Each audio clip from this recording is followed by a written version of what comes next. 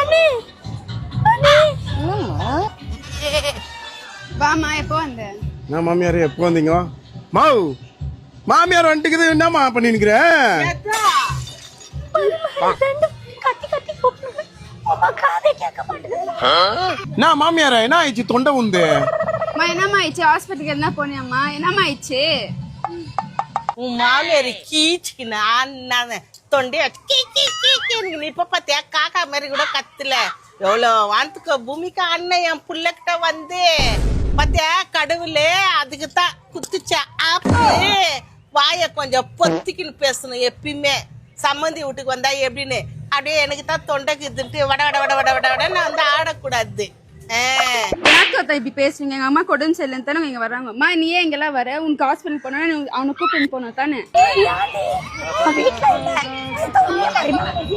இல்ல. மாவு